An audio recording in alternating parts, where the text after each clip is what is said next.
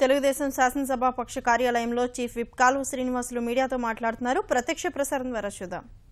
వద్దా అనేది కూడా నిర్ణయం తీసుకుంటున్న సందర్భంలో మేమంతా బతిమలాడుకున్నాం.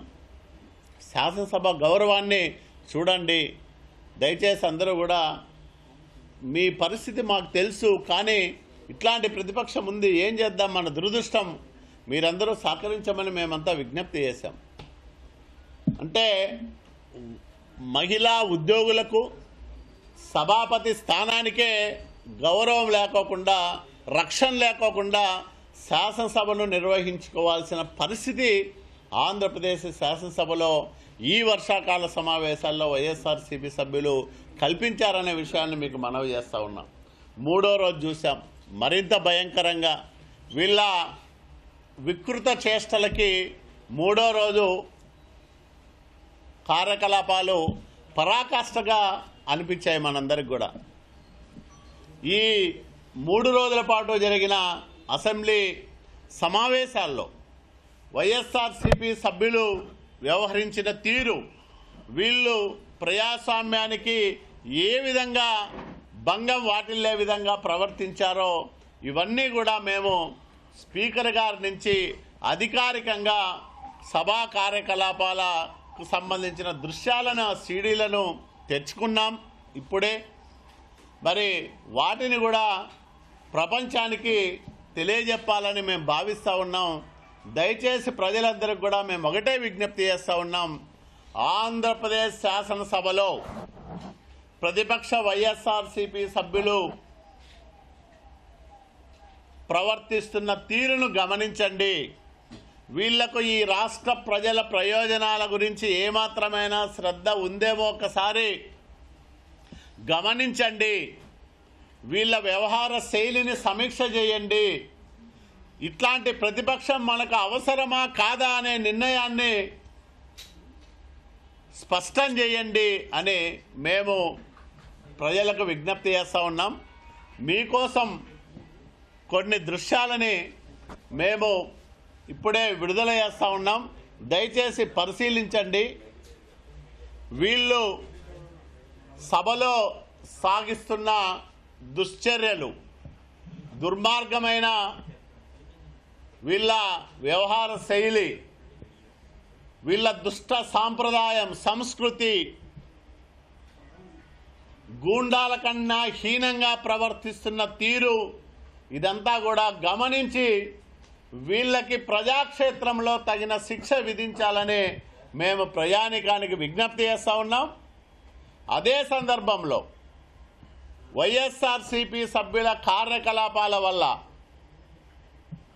జగన్మోహన్ రెడ్డి కోసం, జగన్మోహన్ రెడ్డి చేత ప్రజాస్వామ్య విలువలకు వీళ్ళు ఏ విధంగా తిలోదకాలు ఇచ్చారో, ప్రజాస్వామ్య విలువల్ని పవిత్రమైన అసెంబ్లీలో ఏ విధంగా సమాధి చేశారో ఒక్కసారి పరికించమని మేము ప్రజానికానికి విజ్ఞప్తి చేస్తూ ఉన్నాం.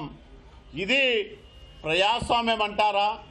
చట్టసభల్లో వీళ్ళ ప్రవర్తన సభ్య సమాజం అంగీకరిస్తుందని అనుకుంటా ఉన్నారా? వీళ్ళకి ఎలాంటి శిక్షలు వేయాలి? బహుశా జగన్మోహన్ రెడ్డి గారు చేసిన తప్పులకి ఇప్పటికే ఆయనకు భారత శిక్షాస్మృతిలో అన్ని సెక్షన్ల నుంచి శిక్షలు విధించినా సరిపోదు.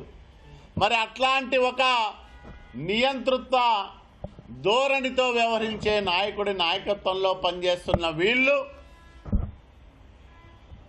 శాసనసభలో, అత్యంత పవిత్రమైన శాసనసభలో మహామహులు అధిష్ఠించిన ప్రతిపక్ష స్థానాల్లో ఉన్న వీళ్ళు ఈరోజు శాసనసభలో పట్టపగలు ప్రజాస్వామిక విలువలని ఏ విధంగా సమాధి చేశారో గమనించండి.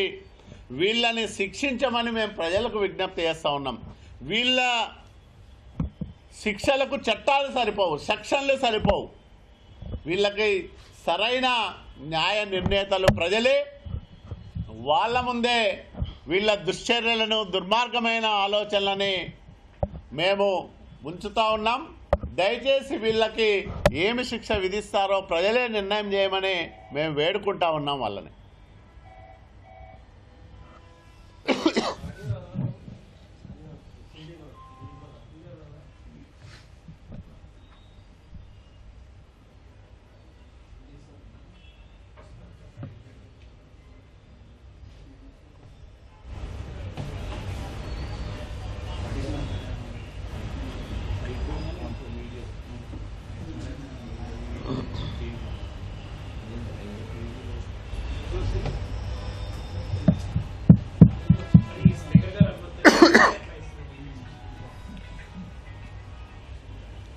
వరుసగా 3 రోజుల పాటు శాసనసభలో జరిగిన కార్యకలాపాలకు సంబంధించిన వీడియో దృశ్యాలని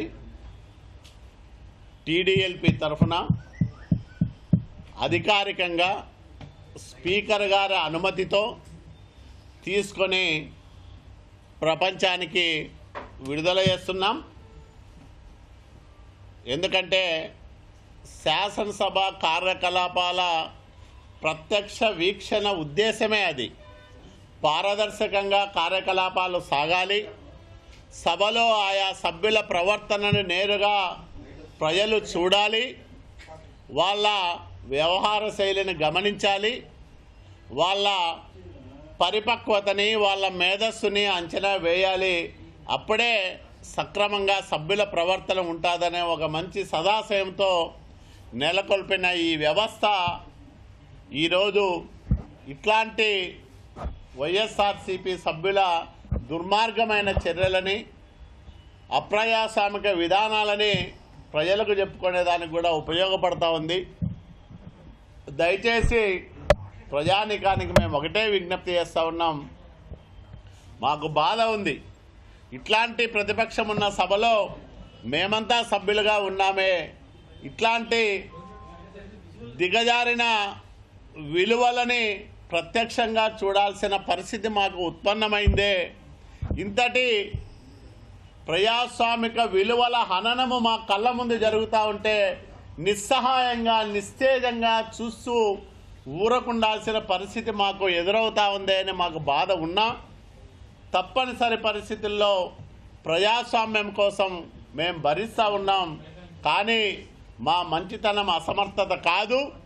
చట్టాలున్నాయి, నిబంధనలున్నాయి, సభా సాంప్రదాయాలున్నాయి, సభకు గౌరవ మర్యాదలున్నాయి. వీటన్నిటినీ దృష్టిలో పెట్టుకొని కఠినంగా ఇట్లాంటి వాళ్ళను శిక్షించడానికి కూడా మరి తగిన ప్రయత్నాలు చేస్తాం. అట్లాగే తగిన ఫిర్యాదులు చేస్తాం. తప్పకుండా శాసనసభ గౌరవాన్ని కాపాడడానికి మా వంతు బాధ్యత నిర్వర్తిస్తామని కూడా మేము మనవి చేస్తూ ఉన్నాం.